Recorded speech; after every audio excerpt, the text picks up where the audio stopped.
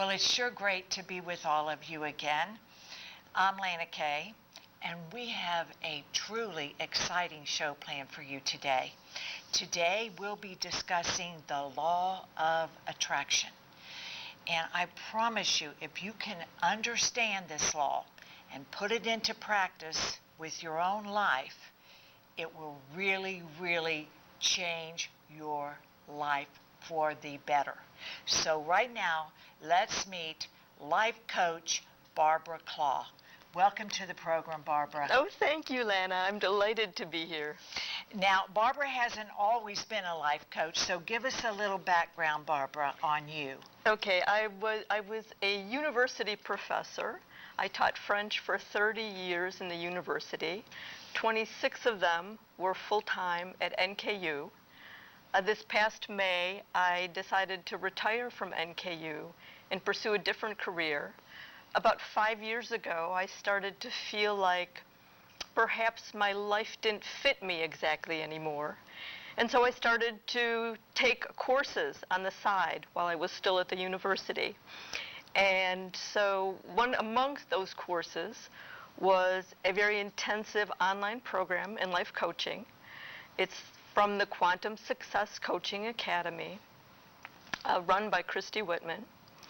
And I became a certified coach in September. And so now I do life coaching. And she's wonderful at it. How do I know this? Because she held a seminar of which I attended. It was a three-part, and I was amazed as I started taking in the information of how this law can help your life. But Barbara, so personally you just knew, okay, I've been a professor, been there, done that. She's earned a PhD, by the way. You know, she didn't throw, I'm putting that part in. But let's talk about, so what for you personally did you say, this has helped me, I'm sure it did, so now I want to give back. I want to. Partly what happened, okay, 5 years ago when I felt like my life didn't fit me was I wasn't sure if I wanted to go in a different direction or I just needed to figure out what was wrong with me. I did a healing certificate program here in Cincinnati for a year. Then I started teaching healing at Four Winds Academy in Blue Ash. I was one of the co-teachers there. Then I said, oh, I still need something else. I'm still not totally clear. I feel like my life is getting better and better. And these things I did personally for me. I had no intention in the beginning of becoming either a healer or a certified coach. But all this new way of thinking, this new way of being has totally changed my life. And everything in the past, because like many of you, I'm sure, I have suffered through numerous tragedies in my life. Instead of looking back and saying, oh, poor me, having all these things replay in my mind, even if I didn't want them, I learned how to look ahead, to focus on what I really wanted out of the present and what I really want out of the future. And that has changed everything for me. Let's talk about the law, Barbara. What is it? What is this law exactly, and how does it work? How do we put this to work? Okay, first off, I have to tell you, the law of attraction, as I understand it, is the law of attraction as presented by Christy Whitman, because there are several different versions, and it's my understanding is influenced by my experiences and the other things I've studied. So to understand the law of attraction, you have to first understand that everything in the universe has frequencies. And without knowing it, we're constantly sending out frequencies which you could think of perhaps as radio waves. We can't see them with the naked eye, we cannot hear them, but we're sensitive to them. And other people are picking up on these frequencies, and the types of frequencies we send out are what we are attracting back to ourselves. So the law of attraction basically says what we think about or focus on most of the time is what we're attracting back to ourselves. This is really important because, as I said, with my past tragedies, I had a tendency to go back and relive them in my head, not wanting to, but constantly they would come back up. And so since I was focusing on tragedies, that is what I was attracting to myself, not realizing it. Very good. It's very important then if we have bad things in our background, in our past, to stop focusing there. Number one, stop that to move forward. We must stop. So give us a tip. How can we stop those thoughts? How can we refocus? So there's a couple things that go on. This doesn't mean that I've completely stopped. Doesn't mean I never think about those things anymore. Usually they still come up on a daily basis, but I'm aware now. So when it comes up, I say, I want to focus on the present. I choose to put that thought on a cloud. I don't need it. It can float away today. And I'm going to focus now on how glorious my present is and what I want out of my future. Now, I understand. In terms of the law of attraction, there are 7 other essential laws that go along with it, that make it work really well. So the second law then would be the law of deliberate creation. I understand that I'm putting frequencies out anyway, so I'm going to create the frequencies I want. So by focusing on this brilliant present that I want and the brilliant future that I want, I'm putting out frequencies that are going to attract those things to me. And remember in class, Lana, one of the ways I said that it's good to do this is to make a daily intention. Now, very important. I will share with you quickly my daily intention, which is a tall order, and how it works. My daily intention for a year or so now has been to be love, light, and joy to everyone I meet, to make their encounter with me brighten their day in some way, makes their lives better. But at the same time, I want to be totally, unconditionally loving to myself. How does this work?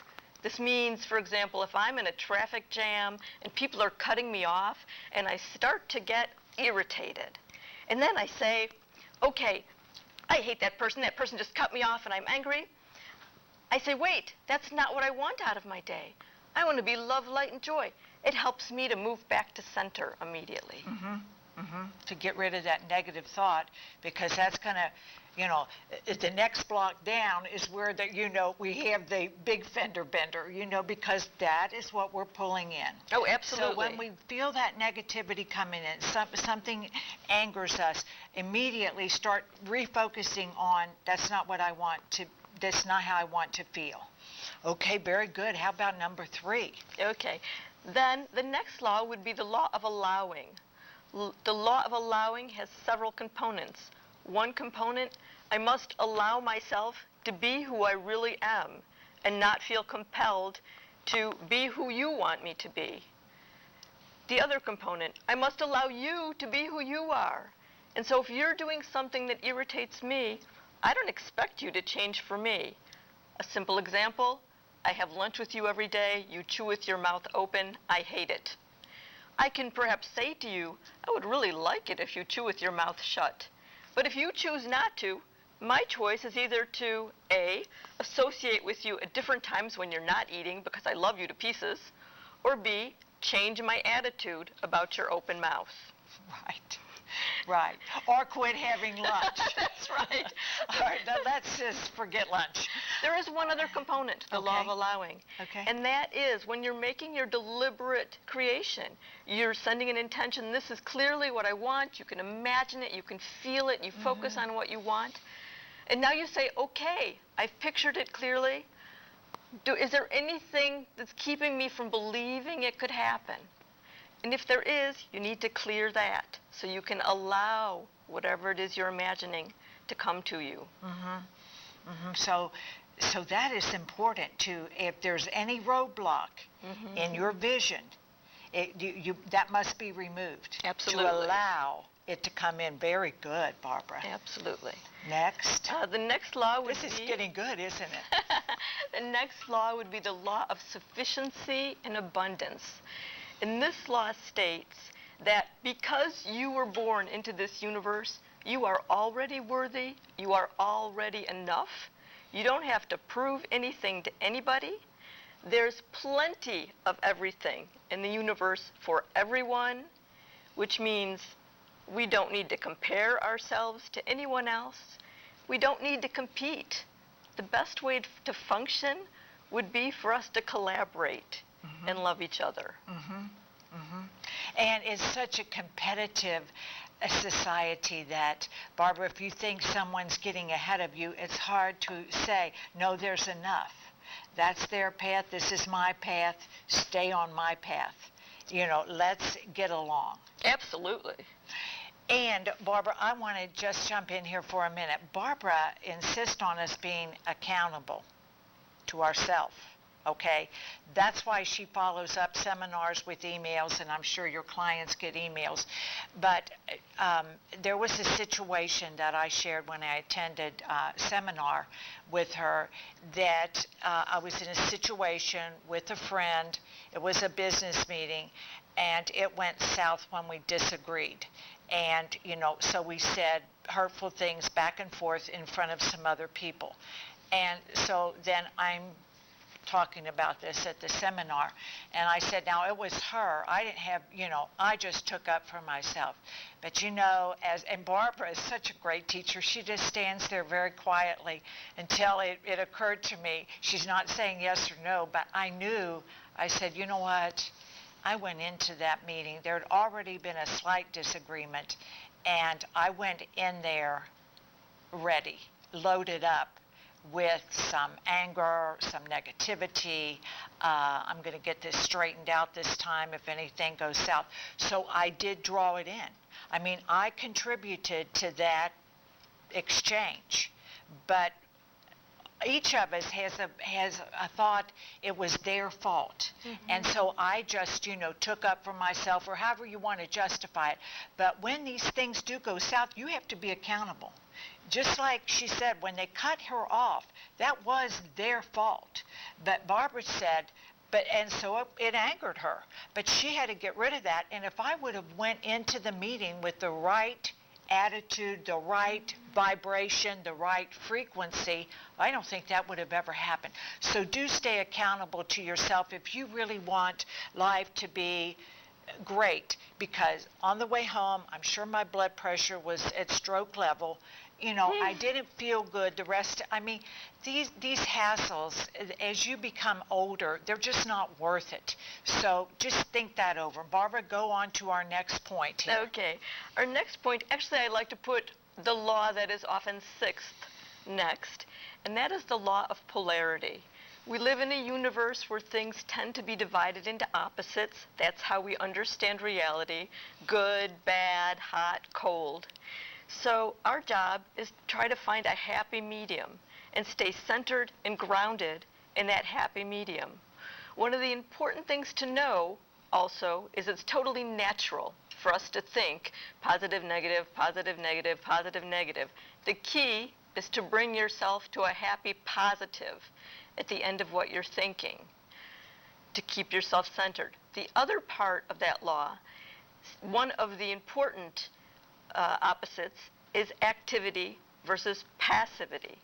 So, the law of attraction, you have clearly in your mind what you want and how you want to feel. But if you just stay in your room and picture it, it's not going to work. You need an equal amount of activity to actually accomplish anything. Quick example, if I'm looking for a new love of my life and I have pictured him and I sit in my room for 24 hours picturing him, chances are good I am never going to meet him.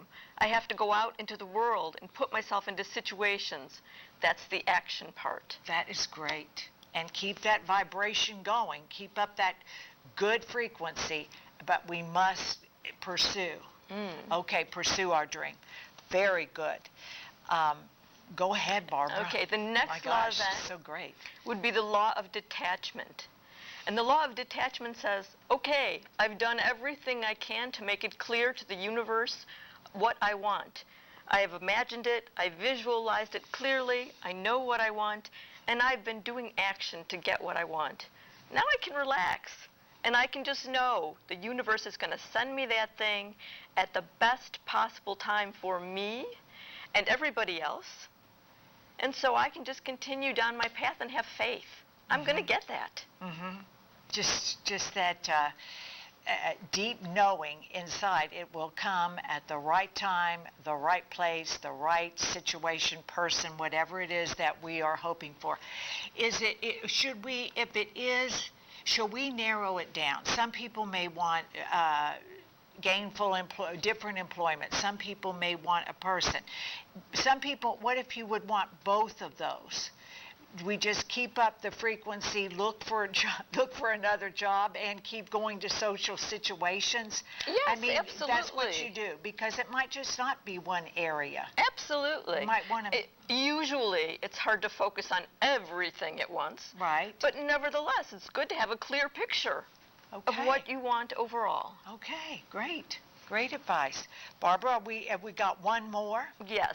And then the final law, which is a bonus law, is the law of reflection. This is one of my very favorite laws. You can think of it as a mirror law. And it goes back to what Lana said about her personal situation with this other woman. The law of reflection tells us that our outer reality is simply a mirror of our inner reality. So, for example, if somebody in my outer reality is being very nasty to me, unless they're mentally ill, that's a totally different situation. Right. We'll overlook them. Then my best solution is to say, wait a second, am I being less than kind to myself in some way, so that I'm putting a vibration out that allows other people to know it's okay to treat me this way? I find this so helpful. It has opened my eyes to so many ways that I wasn't being kind enough to myself, and really changed things for me. The other thing that's really wonderful about this law is that if you look into your universe and you say, I admire this person because they have this quality, that quality, or I don't like that person at all. Look, they have this fault, that fault, I hate that fault. It's because you too either currently have those qualities and faults, or did at some time in your past.